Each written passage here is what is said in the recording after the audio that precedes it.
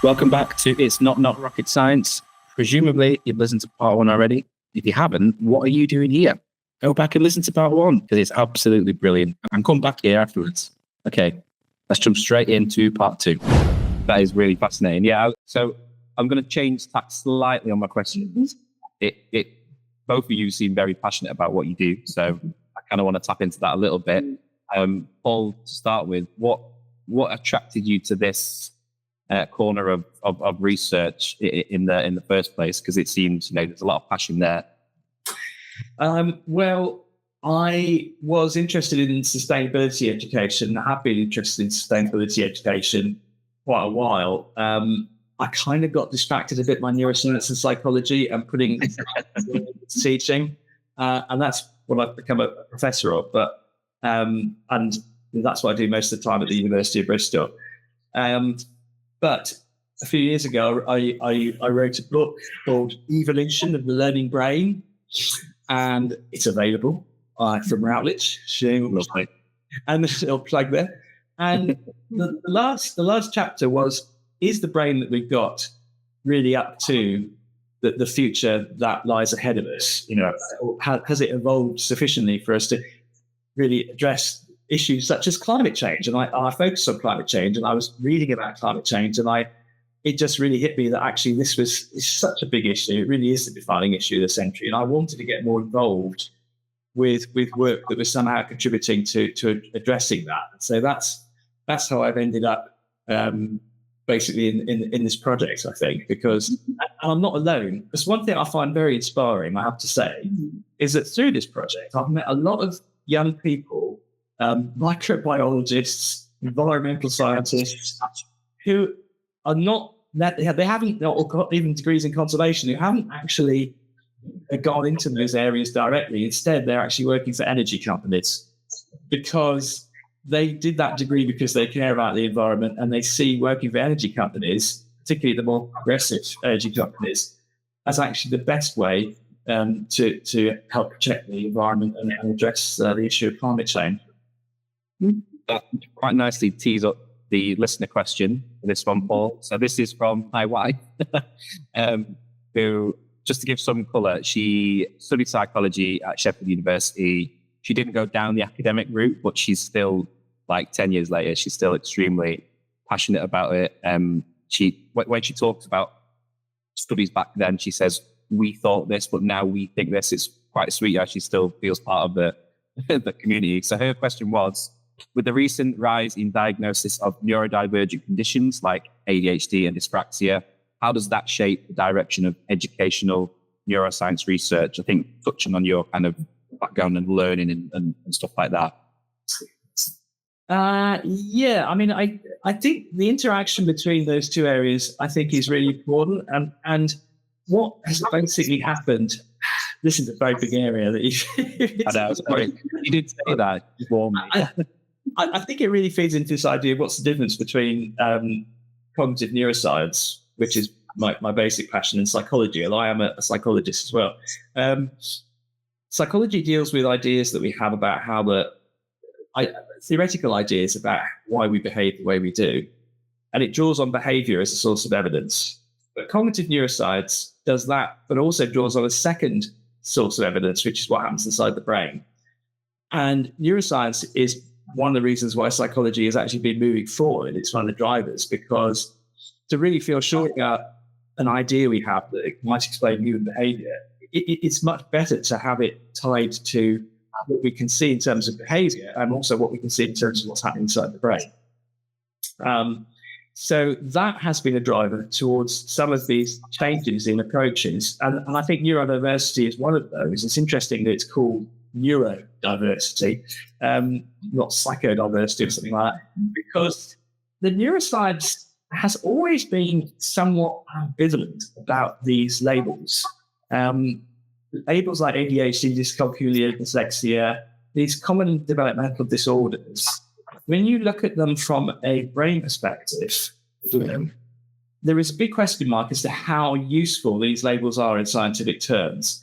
Now, in social terms and cultural terms, they can be very useful. They unlock resources. They can help people develop their own identity around who they think they are, and those things can be important. But actually, whereas in a psychology book, you'd have a chapter on individual differences, development, and maybe atypical development. In a neuroscience book, they're all going to be part of the same chapter. Essentially, there is no qualitative difference in the way in which the brain operates for somebody with and without a diagnosis of ADHD or dyslexia or dyscalculia. So, we're in a spot at the moment with these labels where we're realizing that they're kind of inadequate, and we're moving towards this concept of neurodiversity. In other words, that these are to be expected variations in the human phenotype. They're not necessarily to be considered as disorders. I mean, after all, with dyslexia and dyscalculia, writing and mathematics has only been around, a few hundred years. I mean, a couple of hundred years ago, most people were not literate, so it wasn't really an issue. So how can we say that this a difficulty with this new invention is necessarily a disorder? I think one might look at the invention itself and say maybe it's not very well matched to the range of human behaviours that you would get, that you might expect. So the neuroscience is feeding into that. It's feeding in very strongly, I think, into this idea of thinking again about these labels and moving towards something which is broader, which is neurodiversity. But there is still a problem with this neurodiversity word, because I hear people go around saying, I'm neurodiverse or I'm not neurodiverse. This doesn't make any sense at all. I can't use it in that way. Neurodiversity is describing the complexity of human behavior in which we are all a part. If we start using it as a label, then essentially we're getting down the same road that the philosophy of neurodiversity is trying to avoid.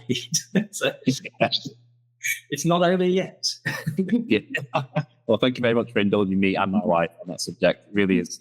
It is fascinating to see how it's evolving. Becky, I'm going to come to you now. A similar question. Same. Like all people working or like many people working in market research, I sort of fell into it, being honest. I mean, my background actually is in human genetics. I've worked with people whose backgrounds are in sports science, psychology, all sorts of different bits and pieces, often with a kind of thread of an interest in understanding people solving a problem. Kind of, I wonder what happens if we do this, or why do people do that? And designing to address that and kind of analysing the outputs. So I fell into market research largely because I'm like I said at the beginning of this, I'm a nosy person. Just people that are fascinating. To Paul's point, we're all different.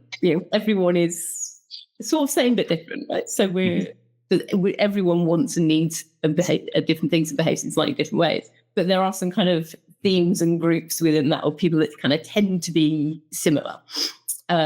So one of the interesting challenges in any kind of customer is really understanding like where people are the same, where people are different, what makes us tick, and why on earth we say one thing and then do something completely different. I mean, that will never cease to be. People are weird, and I love that. It's really interesting.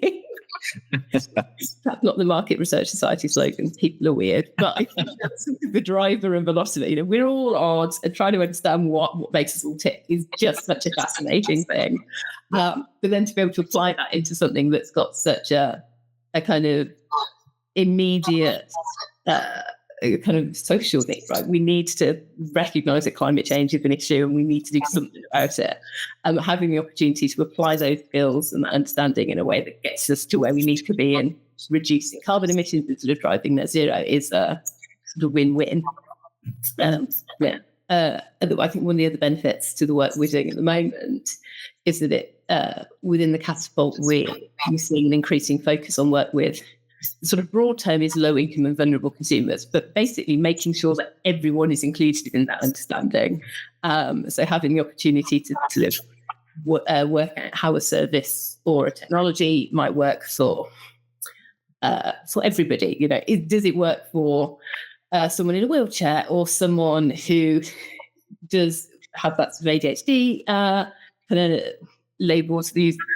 Paul said kind of recognizing everyone's brains work differently. How do we do this in a way that works for everyone and is accessible for everyone? We can really make this something that works for every single person in the UK and actually benefits us all in different ways. Brilliant. Yeah.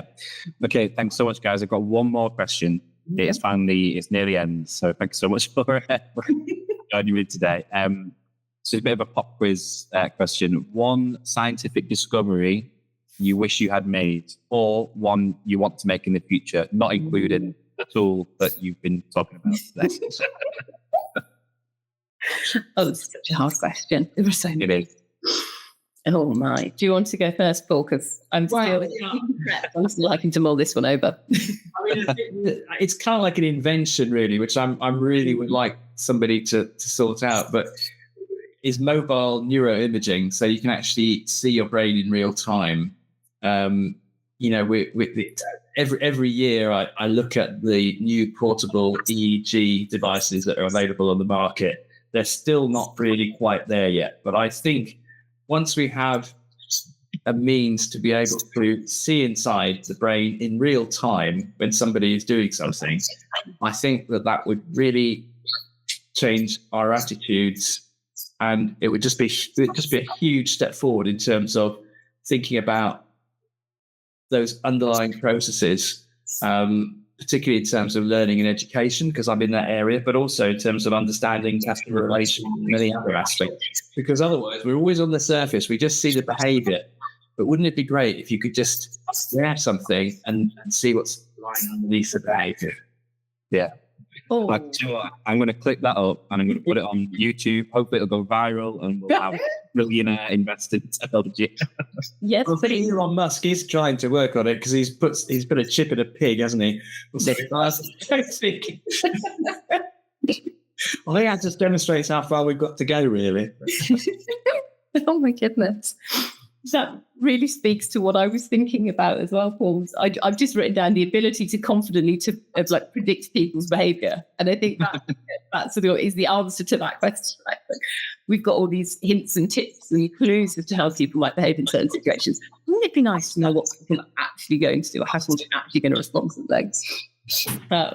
And a sort of personal one as well, which just as a kind of working parent, I guess, is if I could actually have one of the gift of time travel. I don't know if you're familiar with Harry Potter, but Hermione's, was he called a time turner? And she could go back and more time twice and have twice as much time. Or the gift of time would be amazing. I'd love the gift of time, please.